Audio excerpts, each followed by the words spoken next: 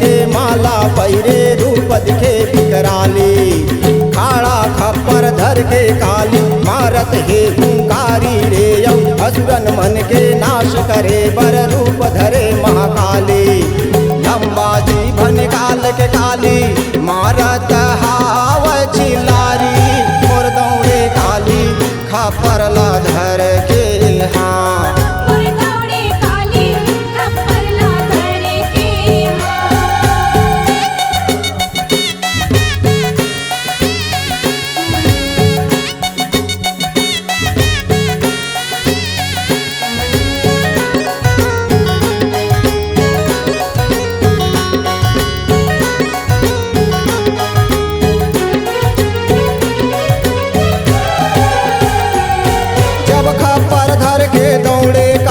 डगमग धरती डोले थर थर थर थर असुरन कांपे काली माँ जब गरजे रे उतरे रण माँ काली माई हाहाकार मचाए। चक चक चक तलवार चलाए कच कच मुड़ी लकाटे रे गानव मनला मार काट के उनला खपर मझोके। गानव मनला मार के काली लाहू ला पिया लाली मोर काली माई लाहू ला पिया लाली। मोर काली माई लाहू ला पिया लाली।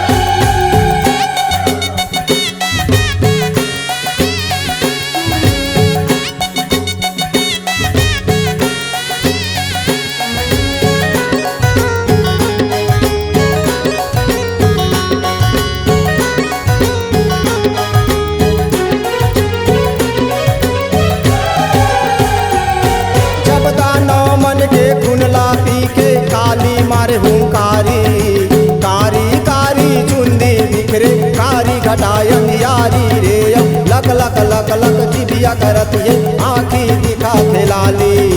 खप्पर धर के काली माई गरजत हावे भारी रे तांडव मचाए काली माई हो गे हाहाकारी। क्रोधित होके काली माई पर लय करे बारहा मोर चल महाकाली पर लय करे बारहा। मोर चल महाकाली पर लय करे बारहा।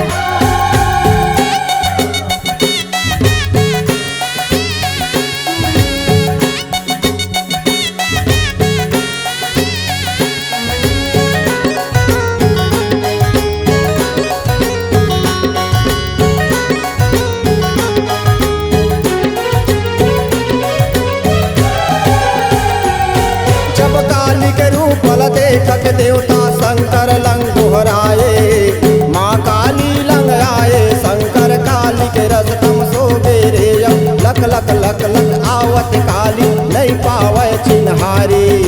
शिव शंकर ला गुन डारे काली लंबा जी गिरागे रे नैन खोल के काली माई के काली देखन लागे।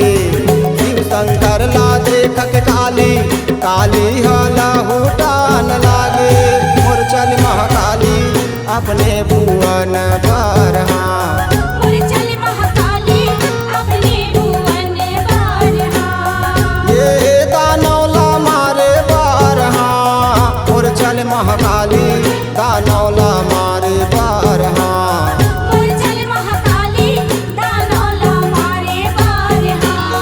मोर चल महाकाली दानौला मारे बारहा।